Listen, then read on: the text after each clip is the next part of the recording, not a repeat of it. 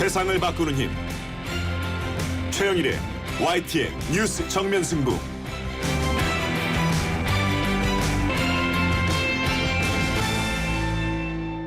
YTN 뉴스 FM 뉴스 정면 승부 3부 시작합니다. 매주 수요일에는 수요 스페셜 새 남자의 정치 수다 마련하고 있는데요. 오늘도 소종섭 전 시사저널 편집국장 그리고 이강윤 한국정치문화연구소장 두 분과 함께하겠습니다. 계속해서 여러분 의견은요. 문자 샵 0945로 보내주시고요. 짧은 문자 50원, 긴 문자 100원에 정보 이용료가 있습니다. 벌써 두 분은 스튜디오에 나와 계십니다. 어서 오세요. 안녕하세요. 안녕하십니까? 네. 이강윤입니다. 자, 지난 주말에 여야가 만나서 이 선거구 획정 쟁점 법안 놓고 이 협상을 했습니다. 하지만 혹시나가 역시나 늘 그런데요. 어제 다시 만난다고 했지만 협상은 불발됐습니다. 이 파견법이 아주 뜨거운 쟁점이 되고 있는 것 같은데 협상 이대로 물 건너 갈 거라고 보세요? 이 소장님 어떻게 보십니까? 네, 그렇게 될 가능성이 높다고 봅니다. 아하. 일단 총선이 지금 한 80일 정도밖에 남지 않았는데 78일 남았더라고요. 네. 네. 아, 그러지 벌써요. 지난주 참 네. 시간 빨리 가는군요. 파견법이 워낙 노동계가 강력히 반발하고 있는 데다가 명운을 걸고 그다음에 또 한노총이 노사정위원회에서 탈퇴하는 일도 그랬죠. 있었고 이거를 야당이 만약에 합의를 해준다면 노동계에서 강력한 반발과 함께 표 안 주겠다. 아하. 이렇게 나올 가능성이 대단히 높습니다. 네. 그런데 지금 야권이 분열돼 있는데 어느 한 블록이 대단한 우세를 점하고 있다고 보기도 애매한 상황 아닙니까? 그렇죠. 지금 분수령에 와 있기 팽팽하죠. 때문에 네. 이런 국면에서 고도로 정치화돼 있고 조직화돼 있는 노동자 그룹으로부터 공식적으로 비토를 당해버린다면 선거 전략에 상당한 차질이 될 거예요. 그리고 마음속은 다들 콩밭에 가 있고 지역구 획정이니 그렇죠. 공천 문제 이래서 어느 한쪽에서도 확 밀어붙이기는 애매하다. 더군다나 대통령의 서명도 그닥 좋지 않은 여론의 역풍 이런 거 있기 때문에 네. 새누리에서도 이거를 오로지 지금 꼭 해야겠다. 이렇게 하기는 조금 힘든 그런 국면. 자, 우선 카운터파트인 야당이 노동계의 눈치를 보기 때문에 협상은 쉽지 않다. 물 건너갈 것이다. 이렇게 이제 예언을 해 주셨어요. 소 국장님 어떻게 보십니까? 이게 이번 국회에 들어와서 이제 좀 과거에 볼 수 없었던 것이 이른바 볼모거든요. 볼모. 아, 볼모. 예. 볼모 정치. 예. 과거에 이제 새정치민주연합도 마찬가지로 어떤 법안을 볼모로 잡고 묶어서 같이 통과시키는 거 있지 않습니까? 네네. 선진화법 워낙 그냥 60% 이상 통과가 어렵다 보니까 그런 식의 사실 전에 볼 수 없었던 네. 이 법안 통과 행태인데 이번 새누리당이 지금 이제 이 쟁점 법안과 관련해서는 그런 전략을 지금 쓰고 있죠. 그래서 지금 현재 여야가 세 가지 합의를 했지 않습니까? 이미 통과시키자라고 그랬죠. 해서 기업활력제고법, 북한인권법, 그렇죠. 그다음에 선거구 획정안 이렇게 해서 합의를 했음에도 새누리당은 특히 그 근로자 파견법, 네. 이 이른바 민생이 앞서고 선거는 뒤다 이런 논리를 통해서 파견법 문제를 통과시켜줘야 나머지 부분을 통과할 수 있다. 이렇게 파견법이라는 이 법안 자체를 하나의 주요한 어떤 이 사건 고리로 확 걸어놓고 있는 거거든요. 지금. 네. 그렇기 때문에 이 부분을 아마 새누리당으로서는 굉장히 끝까지 갖고 가려고 할 거고요. 네. 야당 입장에서 사실 이 부분을 또 받아들이기는 지금 이 소장님 말씀하셨지만 또 여러 가지 애로사항이 있고 이래서 금방 내일 모레 본회의에서 이 부분이 어떻게 처리된다든지 이렇게 기대하기는 지금 어렵다. 상당히 난망한 상황이죠. 아이고, 저희가 여야 의원들 인터뷰를 해보면 말씀하신 그대로 여당 의원들은 선거구 획정 먼저 통과하면 야당은 이제 19대 국회 끝 다 네. 총선 뛸 거다. 그러면은 이대로 무산된다. 이런 절박감이 있고요.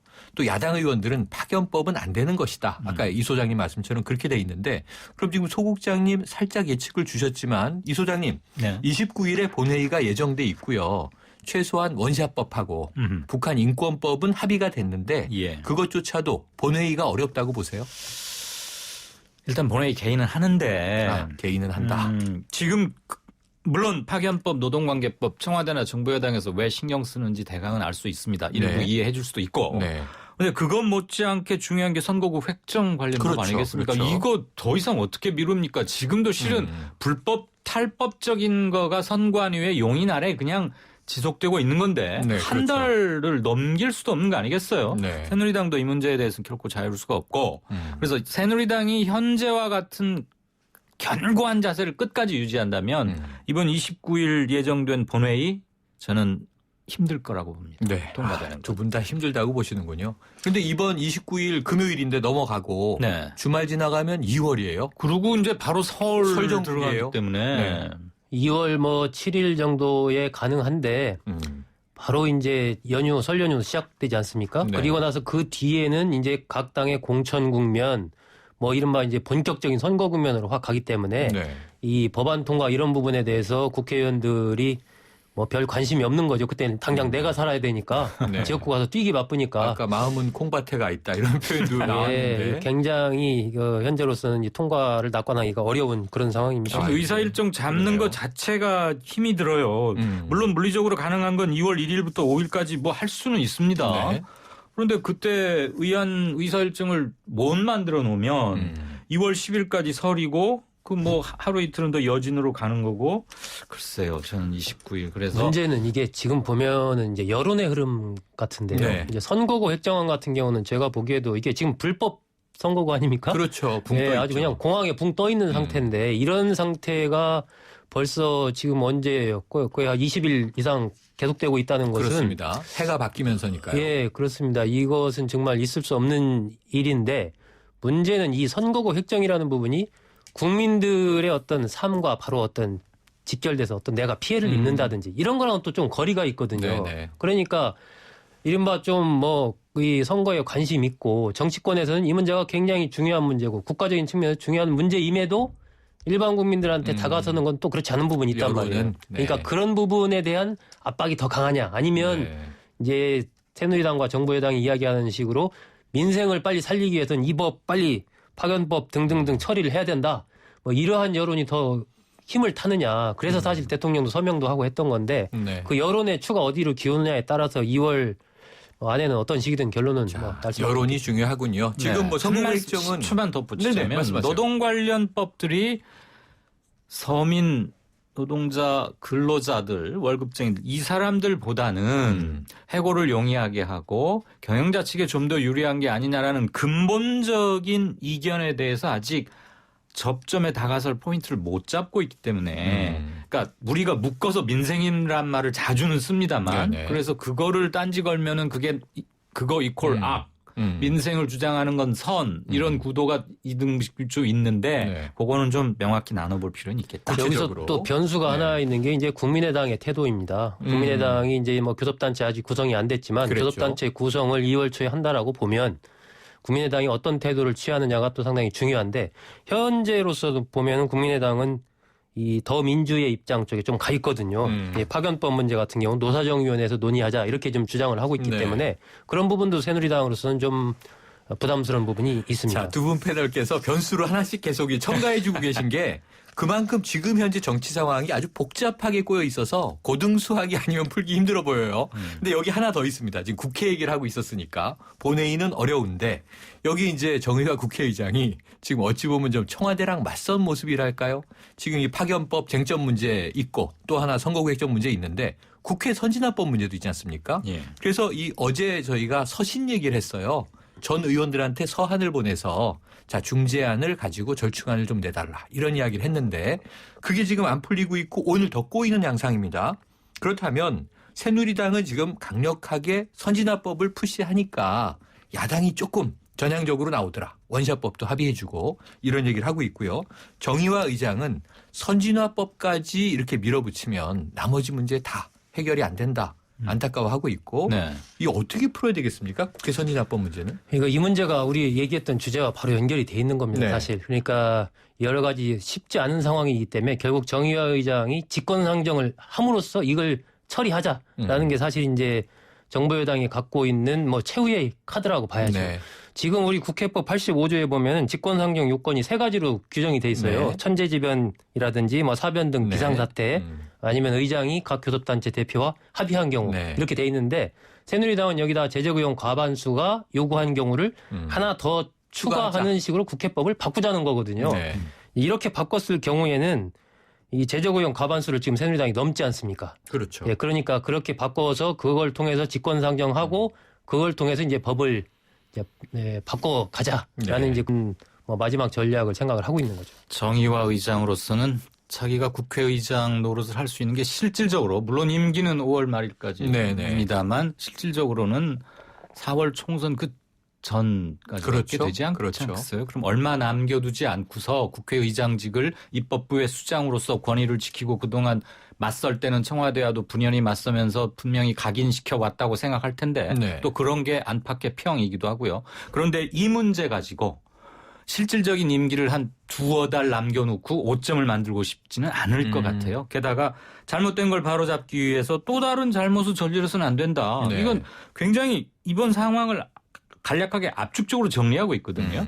선진화법에 문제가 있다는 것은 모두 다 의회주의자라면 일부 인정을 할 텐데 그건 과감하게 20대 국회로 넘겨서 그때 처리해야 될 문제 아니냐.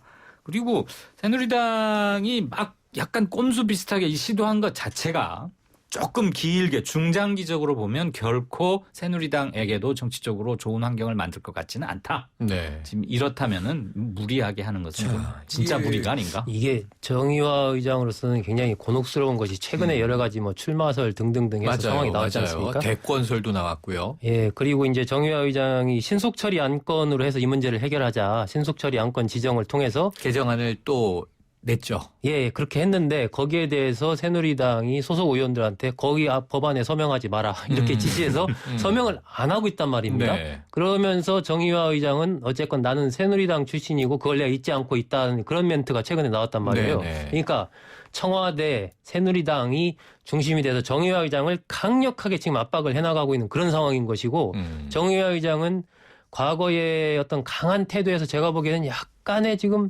뉘앙스적이지만 태도 변화가 약간 좀 네, 있다. 보이는 것 같은 그런 부분이 있습니다. 그래서 정의화 의장이 과연 어떤 이제 계속해서 선거구 획정안 이런 부분들이 계속해서 뒤로 미뤄지고 뭐 2월 말 3월 초 간다면 정말 국회 전반의 운영을 책임지고 있는 국회의장이라는 그 자체에서 오는 또 그 압박감이 있을 거거든요. 네. 그래서 아마 새누리당도 그런 부분까지 노려보면서 강력하게 압박을 하는 것 같은데 그 부분이 어떻게 보면은 이 법안 통과의 정말 키 변수라고 봐야죠. 정의화 의장의 결단. 정의화 의장의 결단에 국회 이제 19대 국회 거의 마지막에 키 달려 있다 이렇게 보셨네요. 여지까지 정의화 의장이 주요한 국면에서 취했던 자세, 스탠스를 보면 지금 우리 소국장께서 잘 정리를 해주셨습니다마는 바로 그러하기 때문에 정 의장이 무언가 결단을 내리기는 좀 여지가 좁은 거 아니냐. 그리고 19대 국회 사실상 거의 끝나갔거든. 한 98%는 끝났다고 봐야 되는데 네. 이제 노동관련법 이건 정말 진지하게 한번 협상해야 되지만 네. 선진화법을 이런 식으로 국회법 87조 사실 있는지도 잘 몰랐죠. 물론 그렇죠. 있는데 그렇죠. 이럴 때 쓰라고 만드는 조항이 아닌데 어쨌거나 그렇죠. 뭐 갖다 붙일 수는 있습니다만 이거를 들고 나와서 4분 30초 만에 뚝딱 바로 폐기시켜버리고 수순에 의해서 기계적으로 움직였던 것 그게 새누리당 일당이 할 저기가 아니다. 여당을 떠나서 일당이 할 저기는 아니었다. 그리고 이거가 가지고 하면 평지풍파가 커지고 선거에도 마이너스로 작용할 공산점은 크다고 봅니다. 그러면 두 분 다 지금 이제 진단하고 분석하시기에는 정의화 국회의장의 현재까지의 행보가 어찌 보면 자신의 출신 당인 여당하고까지 맞서고 때로는 네. 청와대랑 맞서는 모습이 다른 정치적 의도는 없다 이렇게 보시는 거예요. 국회의장으로서의 소신이다. 뭐 저는 그동안에 여러 가지 뭐 출마설, 대권 후보설 등등 많이 있었지 않습니까? 국민의당으로 입당해서 광주에 예. 출마한다는 얘기도 있었고요. 대권 이제 설도 있었고요. 그렇죠. 근데 저는 최근에 일련의 여러 가지 상황 속에서 그런 부분이 상당 부분 정리가 됐다. 불출마 선언도 나오지 않았습니까? 예, 그렇습니다. 그래서 향후의 행보 부분에 대해서는 상당 부분 정리가 된 것 같고요. 제가 보기에는 어쨌건 정의화 의장이 중요한 변수가 될 수 있는데 거기서의 판단에 준 거는 정의화 의장이 정말 지금 이 소장님 말씀하신 대로 끝까지 어떤 자신의 소신을 지켜가는 이러한 쪽의 행보를 할 것이냐 아니면 이게 사실 마지막에 뒤로 갈수록 법안 처리가 안 되고 국회가 파행을 겪을수록 여야도 욕을 먹고 하지만 어쨌건 궁극적인 거기에 최종 책임의 국회의장이라는 그게 있기 때문에 입법부의 수장 이렇게 부르지 그렇습니다. 않습니까? 예, 거기에서 어떤 이제 또 다른 선택을 해야 되는 이 갈림길에서 정의화 의장이 앞으로 이제 굉장히 고민이 점점 더 많아지겠죠. 네. 저는 조금 예측을 좀 달리 해보고 네. 싶은데요. 달라야 재밌어요. 정 의장께서 지금 뭐 이 방송을 만약에 들으신다면 네. 아니 저 두 사람이 지금 내 속을 무엇 한다고 이렇게 더듬고들 얘기하는 거야. 뭐 이럴 수 있겠지만 그렇죠. 그리고 저 최영일 앵커가 진행하는 이 프로 뉴스 검색하면 당연히 뜨니까 네. 정의와 이렇게 내일 아침쯤 치면 다 검색이 되고 이것도 아마 우리 얘기도 나올 그렇죠. 텐데 저는 뭐 광주로 나와서 뭐 국민의당 이거는 나가도 너무 나갔던 추측 호사가들의 관전평치고는 너무 나갔던 것 같고 소설이다. 네. 네. 그런데 입법부 수장으로서 내가 입법부를 지켜야겠다라는 권위와 소신 그건 명백히 있고요. 네. 의장 이후에 그럼 뭘 할 거냐. 네. 국회의원 일선 선수 하나 더 올리는 거 아닐 겁니다. 네. 그런데 저는 정의화 의장이 그동안 그 부산의 의사로서 성공한 의사로 병원 이끌고 정치계 입문해서 여지껏 오고 국회의장이 되기 위해서 300명 의원들을 2번씩 다 만났고 그랬던 네. 사람이거든요. 친박계 지원 없었어요. 네네. 오히려 친박계에서 황우여 의장이 밀었는데도 맞습니다. 불구하고 맞습니다. 큰 표차로 이겼고 집념이 강하고 더군다나 의장 수행 기간 동안 평이 좋고 해서 저는 이 이후에 자신의 정치적 행보 여기서 명예롭게 끝나는 건 아니고 저는 대선 출마 가능성 적어도 출마 가능성 은 있다고 보고요. 그렇지만 당을 옮기거나 그런 건 안 할 겁니다. 왜냐하면 여지껏 정치를 한 30년 가까이 해오면서 대선 후보가 될 때 이를테면 고 정주영 회장이 당을 만들었던 건 케이스가 다르죠. 네네. 자기의 정치적 DNA는 어쨌거나 보수 정당이니까 거기 있으면서 후보를 한번 노려볼 수는 있다고 봅니다. 다만 안철수 신당 광주 얘기는 아니고. 대권 나왔습니다. 대권 나왔는데 대권 나와서 화제를 네. 살짝 옮겨볼 텐데요. 예. 자, 요거 한번 말씀 여쭤볼게요. 김무성 대표가 18대 국회 때 얘기를 했죠. 최근에. 국회 선진화법 얘기가 되다 보니까 국회 선진화법 왜 그럼 옛날에 통과시켜 준 거냐. 통과시켜서 지금 또 바꾸자고 이 사단이 난 거 아니냐라는 이야기를 언급하는 과정에서 자, 권력자가 찬성으로 돌자 반대 의원들이 찬성으로 돌아섰다. 이렇게 발언한 것으로 전해졌습니다. 이와 관련해서 또 참다 나온 이야기다라고 예. 우리 이 소장님 전에 문화일보 계셨잖아요. 예, 문화일보와 지금 이 전화 인터뷰 한 것으로 났는데 예. 그걸 또 부인했어요. 김무성 대표는. 이 전화 인터뷰 한 바 없고 그렇게 말한 바 없다. 그런데 어쨌든 권력자 발언은 사실인 것 같고요. 당시에 비대위원장인 박근혜 대통령을 지칭한 것으로 지금 받아들여지고 있는데 네. 자, 이 대목에 대한 분석을 우리가 4부로 넘어가서 좀 더 자세히 나눠볼 텐데 소국장님 간단하게 뭐 한 말씀 평해 주시죠. 뭐 기본적으로 제가 보기에는 이제 기본 팩트 있지 않습니까? 사실관계. 네. 사실관계에서 뭐 김무성 대표가 이야기한 부분에서 좀 오류가 있는 게 맞고요. 네. 하지만 큰 흐름에서 본다면 뭐 또 그런 흐름 속에서 국회 선진화법이 통과된 것도 맞다. 뭐 이 정도로만 말씀드리고 구체적인 건 이따 4부에서 또 이야기하죠. 네. 새 남자의 정치 수다 4부로 계속 이어가겠습니다.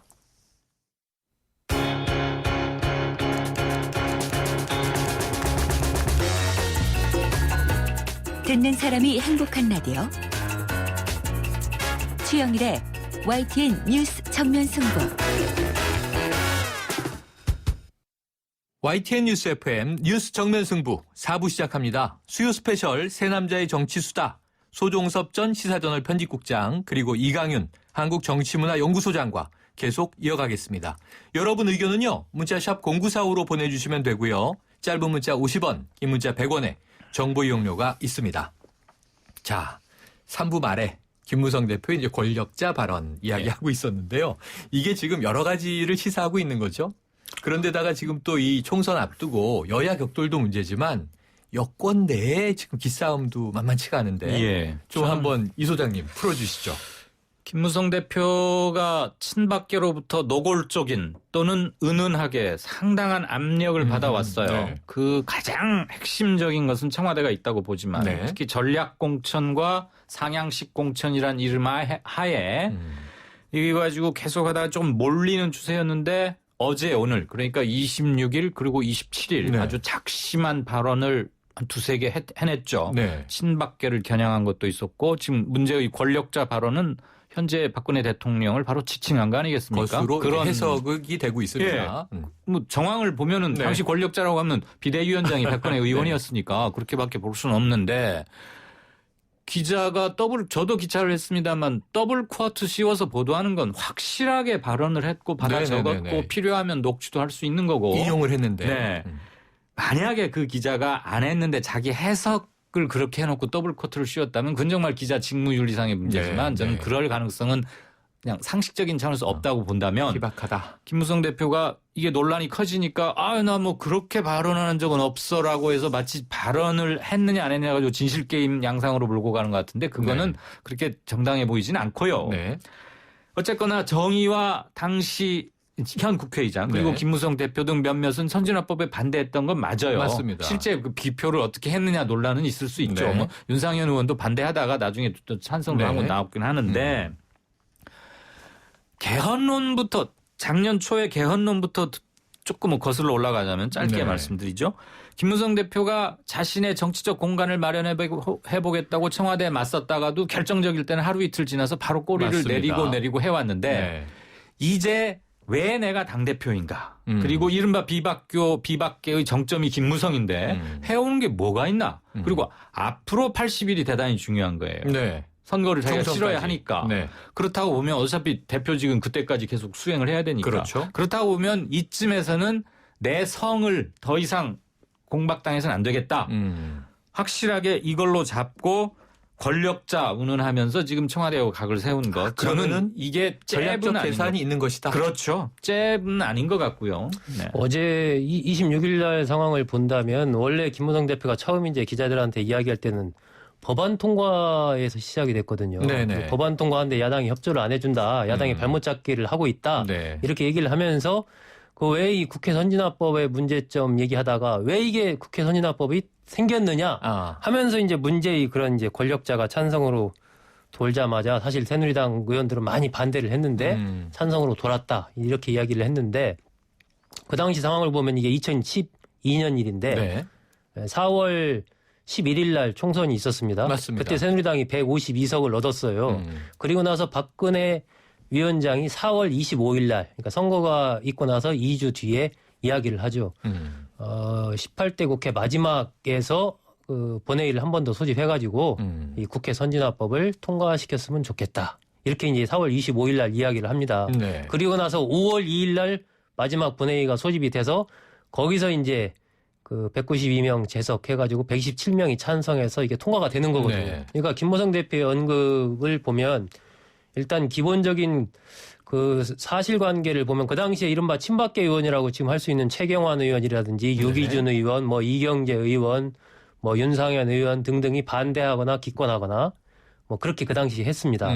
그러니까 박근혜 위원장의 그런 것 때문에 친박계 의원들이 전부 다 찬성으로 돌아섰다라는 그 부분은 이제 김무성 대표의 오류가 있는 거죠. 네. 하지만 큰 흐름에서 봤을 때 그 당시 박근혜 비대위원장이 4월 25일 날 그렇게 선진화법을 통과시켜야 된다라고 이야기를 하지 않았으면 사실 새누리당 그때 많은 의원들은 152석을 얻었잖아요. 그랬죠. 이미 과반을 넘었어요. 거의 그러니까 지는 선거라고 생각했다가 선방을 한 거죠. 네, 그때. 선방을 했어요. 네. 그런데 만약에 거기서 국회 선진화법을 만들게 되면 이게 그 150석이면 처리할 법안들을 처리를 못 하게 되고 180석이 있어야 처리하게 되는 그런 상황이 오니까 새누리당 의원들은 내심 선진화법 처리 안 해야 된다라고들 다들 생각하고 있었는데 박근혜 그때 위원장이 기자회견 하면서 쫙 흐름이 이제 통과시키는 쪽으로 간 거거든요. 네. 그러니까 김무성 대표는 그런 측면에서의 어떤 권력자 언급을 한 건데 사실은 관계는 그렇지만 현재 상황에서 본다면 결국 그 법안 통과 문제로 강하게 압박하는 청와대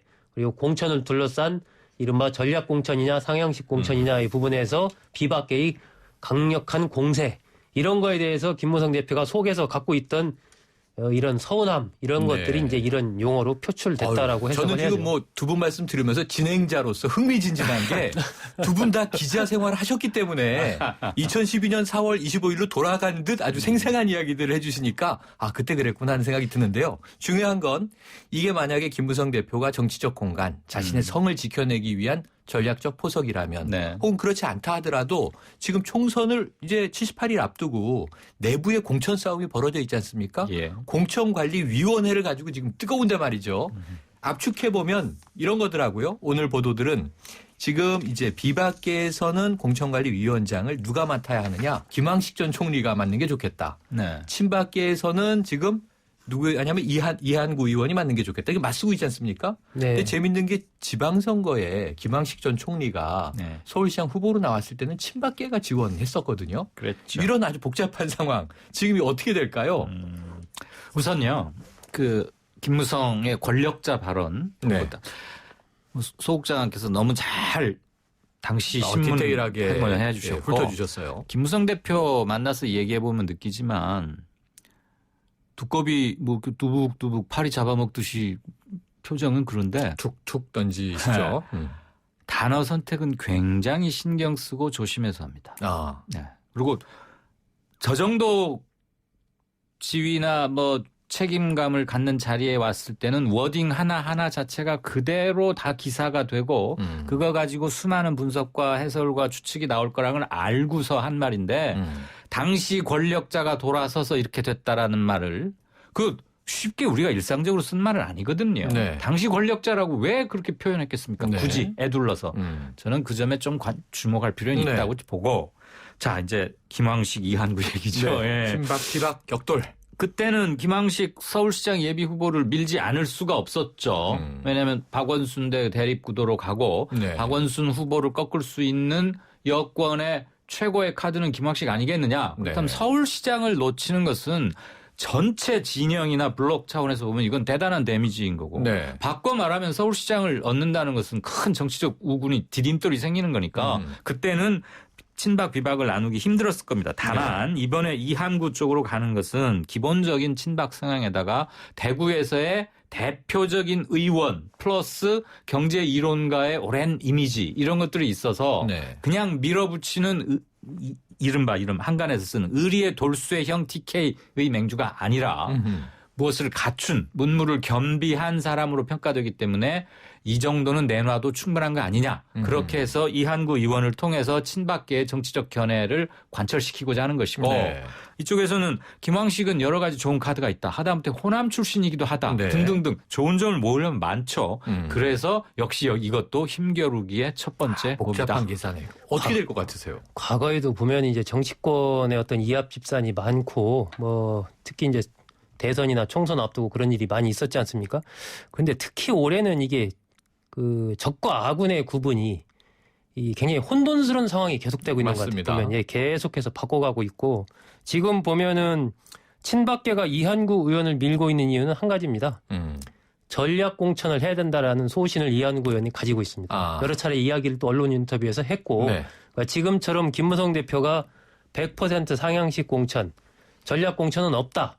이런 부분과 이한구 의원이 갖고 있는 전략 공천을 해야 선거에서 이긴다라는 이 소신이 다른 거거든요. 그러니까 김무성 대표로서는 이한구 의원에게 공천관리위원장을 맡겼을 경우에 그럼 전략 공천 부분으로 확 가면은 이게 어떻게 되냐 이런 이제 걱정이 있는 것이고 네. 그렇기 때문에 이제 김황식 전 총리는 사실 호남 출신이고 뭐 명재상이라는 평가를 받았지만 정치적으로 본다면 뭐 지난 서울시장 선거 때는 친박 쪽에서 밀었다고 해도 어쨌거나 기본적으로 정치적인 색깔이 그렇게 강한 분이 아니지 그렇죠. 않습니까? 네. 예, 그러니 그러죠. 고위 관료. 그렇습니다. 출신. 그렇게 관리형이기 때문에 또 김무성 대표로서는 호남 출신의 총리를 지낸 이런 분이니까라는 그런 명분으로 이제 공천관리위원장으로 밀고 있는 것이고요. 지금 재미있는 것은 여권의 이 총선을 둘러싼 구도가 비박계는 친박계가 공격합니다. 후보든 뭐든. 네. 친박계를 공격하는 것은 MB계입니다. 그러니까 MB계 후보들 출마한 지역을 보면 물고 물리네요. 친박계 현역 의원들이 있는 곳에 MB계 다수 인사들이 출사표를 던졌습니다. 네. 이게 아주 재밌는 구도인데 이번에 뭐 공천관리위원장도 앞으로 인선이 어떻게 될지 모르겠지만 그런 측면에서 본다면 이 김황식 전 총리도 원래 MB계라고 네. 볼 수 있지 않습니까? 그런 구도가 또 성립이 됩니다. 자, 친박, 비박, 격돌 이야기를 하고 있는데 또 친이계가 다시 부활해서 등장을 했네요. 자, 여당 내 이해관계, 역학관계 아주 복잡하고 재밌는데요. 진행 중이니까 또 다음 주까지 지켜보고요. 네. 시간이 너무 빨리 가는데 오늘의 하이라이트는 또 이거예요. 지금 중앙위원회 열렸고요. 더불어민주당 얘기입니다. 문재인 대표가 약속했던 사퇴, 대표직을 내려놓고 물러났습니다. 그래서 오늘부터 바로 비대위 체제로 전환이 된 거죠. 네. 선대위원장인 김종인 위원장이 비대위원장을 겸하고 7인 비대위원이 선임이 됐습니다. 그래서 이제 더불어민주당은 어떻게 될 것이냐. 김종인 체제가 과연 이 호남 민심에 어떤 영향을 줄 것이냐. 이 김종인 위원장 당당하다라고 표현하셨는데 광주에 대해서 이 국보위 문제는 사과를 또 했더라고요. 예. 이 소장님 앞으로 향방, 야권 향방 어떻게 보십니까? 여나 야나 이제 본격적인 분수령 진짜 네. 본고사에 접어들었죠. 이번 그렇죠. 주부터. 여도 야도 지금 다 복잡한데 네.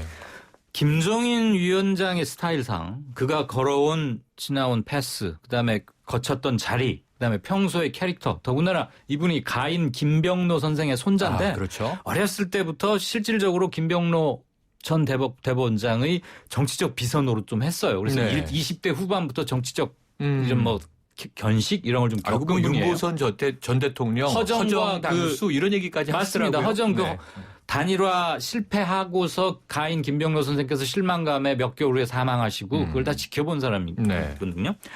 그리고 굉장히 자존심이 강하고 명문가의 후손이자 나는 그동안 곡학아세하지 않았다라는 확신을 갖고 있는 분이어서 네. 그래서 공동위원 선대위 안 한다. 내가 전권 행사해야 한다는 그랬죠? 것은 전혀 과장이 아니라고 보고요. 호남 일부에서 강력한 진언이 있었던 건 사실입니다. 이를테면 삼성전자에서 영입된 양형자 상무 같은 분이 네. 김종인 위원장은 그런 소신을 갖고 있었다고는 하나 전두환과 국보위 체제가 광주에게 줬던 마음의 상처 이런 걸 생각하면 최소한 유감 정도는 표명해야 된다고 본다라고 직접적으로 말했고 네. 내부 루트를 통해서 전달이 됐다고 들었어요. 네. 저는 김종인 위원장이 그 정도는 사과하는 건 맞다고 봅니다. 네. 어쨌거나 뭐 본인이 가서 뭐 부가세 논란 뭐 말았다는 건데 그건 너무 디테일한 거고 네. 정치는 그렇게까지 강론으로 갈 필요는 없는 거죠. 네. 그다음에 그동안 이른바 비주류들의 상당 부분이 이탈해 있기 때문에 김종인 위원장이 하려는 거에 대해서 그렇게 반대를 공식적으로 내걸 사람이나 세력은 별로 없다고 봐요. 네. 그리고 앞으로 또 한 번 내분 비슷한 내자만 나와도 민심 이반 속도는 그렇죠. 엄청날 것이기 그렇죠. 때문에 서로가 살기 위해서 당분간은 자제할 것이다. 아하. 네. 소국장님, 그럼 저도 한 가지 여쭤볼게요. 네. 지금 이제 계속 의구심을 제기하는 쪽에서는 네. 문재인 대표가 대표직은 내려놓았으나 네네. 친노 알박기를 했다. 과연 이 섭정으로서의 역할 끝내지 않을 것이고 커튼 뒤에서 대주주로서 이제 휘두를 것이다 이런 얘기 하는데 어떻게 보세요? 이게 뭐 저도 이제 여러 조직에서 생활해봤지만 문재인 대표가 뒤에서 일일이 이건 이렇게 저건 저렇게 이른바 수렴청정을 본인이 안 하더라도 이미 현재 이제 더민주의 기본 체제 자체가 이게 문재인 어떤 당의 성격이랄까? 이런 부분들이 과거보다 훨씬 강해진 상태에서 김종인 위원장이 영입된 거 아니겠습니까? 네. 그러니까 이분들은 굳이 문재인 대표에게 뭐 물어봐서 어떻게 할까 이런 걸 떠나서 네. 기본적인 어떤 일하는 방법과 의사결정하는 스타일이나 그 기본 방향 자체가 그런 쪽으로 이미 세팅이 돼 있는 부분이 있기 때문에 그건 뭐 어떻게 보면 자연스러운 흐름인 것이죠. 네. 근데 문제는 이제 앞으로 몇 가지 좀 변수가 있을 수 있는 것이 일단 김종인 위원장이 그 현재 탈당한 사람들 빼고 현재 남아있는 사람들 기준으로 20% 컷오프를 적용하는 게 맞다. 네. 이런 얘기를 최근에 했지 않습니까? 아하, 그랬죠. 이런 부분들이 굉장히 지금 남아있는 의원들로서는 굉장한 부담으로 다가오는 무서운 것이고요. 칼자루죠? 예, 그렇습니다. 그리고 이제 두 번째가 이 박영선 의원이 보면 이번에 선대위도 들어갔고 오늘 발표된 비대위원 명단에도 맞아요. 들어갔거든요. 네. 박영선 의원이 과거에 이제 원내대표 시절에 그 당시 보면은 어쨌건 친노 세력과 강한 이 부딪혔죠. 대척점을 형성하면서 거기서 일정하게 본인이 좌절했던 경험이 있습니다. 그렇다면 이번 비대위 들어간 거, 선대위에 들어간 것을 계기로 어쨌건 김종인 위원장과 굉장히 힘을 실어서 가려고 할 것이고 네. 강력한 개혁 드라이브를 걸 겁니다. 근데 그런 부분에서 이제 이른바 당의 기득권을 기존에 가지고 있었던 이른바 친노그룹과의 일정한 긴장과 갈등은 또 불가피한 그 정도는 모르겠지만 그런 부분이 있는 것이고 마지막에는 이제 김종인 위원장이 최근에 문재인 대표와 관련해서 총선에서의 성적표 그러니까 127석 이상 아니면 최소 뭐 110석 이상 뭐 그랬죠. 이런 얘기를 했지 않습니까? 이런 부분이 사실 이제 문재인 대표나 친노그룹 입장에서는 굉장히 좀 부담스러운 네. 부분이 또 있는 거거든요. 예, 몇 가지 좀 지뢰가 아. 남아 있습니다. 이게 안타깝습니다. 다룰 이야기가 너무 많은데요. 지금 정치 세력이 너무 많잖아요. 마지막 한 1분 이내에서 한 가지씩만 여쭤볼게요. 네, 네. 국민의당도 있습니다. 그렇죠. 거기에, 예, 박주선 의원이 오늘 나는 왜 안 다뤄주느냐 이렇게 항의할 수도 있어요. 지금 이제 천정배 이 국민회의하고 통합했는데 박주선 의원 처음에는 뒤통수를 맞았다 이런 표현했다가 오늘 그래요. 또 합쳤습니다. 예. 앞으로 어떻게 될 걸로 보세요? 이것도 한번 잘못 예측했다가 참 큰일 날 네. 한 번 텐데. 해주셔야 돼요. 원내대표 이 20석 저는 이루지 못할 걸로 보고요. 아하. 최대 19석 정도. 아이고. 그다음에 호남에서 안철수나 뭐 아무튼 지금 국민의당에서는 현재와 같은 방식으로 해서는 호남에서 결코 잃어가고 있는 점수를 다시 따는 턴어라운드 하기에는 힘들다. 어렵다. 확실하고 획기적인 변화와 정체성 있는 정책을 밝혀야 한다. 아하. 봅니다. 굉장히 냉정한 얘기를 해주셨는데 소국장님은요? 저는 뭐 어렵겠지만 교섭단체를 구성할 수 있을 것이다. 아, 약간 차이가 있으시군요, 예, 2월 해석이. 초쯤에 구성할 수 있을 것으로 보고요. 관건은 1차 교섭단체 구성한 이후에 네. 이른바 개혁공천을 얼마나 잘할 수 있느냐. 이것이 국민의당의 명운을 가릴 것이다. 지금 보면 계속해서 디테일에 실패하고 있거든요. 네. 뭐 부산시당 창당대회에서 보는 그렇죠, 거나 그렇죠. 각종 뭐 이승만 국보론에서 보는 메시지 계속 실패하고 있는데 이 창당한 이후에는 좀 달라질 것으로 봅니다. 그렇다면 네. 결국 그때부터는 정말로 이 새로운 정치라는 그런 걸 보여줄 수 있는 이른바 개혁공천 네. 그것을 할 수 있느냐 그거에 따라서 국민의당이 죽느냐 사느냐가 결정될 거로 네. 봅니다. 2월 2일 다음 주죠. 창당 예정이 스텝이 좀 꼬인 면은 있지만 개혁공천에 사활이 달려있다. 이런 말씀 주셨습니다. 청취자 여러분께서 행여라도 네. 이강윤의 무슨 특정 정파다, 반정파다 이런 생각 안 하셨으면 좋겠습니다. 네. 자, 지금까지 수요 스페셜 새남자의 정치수다 소종섭 전 시사저널 편집국장 이강윤 한국정치문화연구소장과 함께했습니다. 두 분 감사합니다. 고맙습니다. 감사합니다.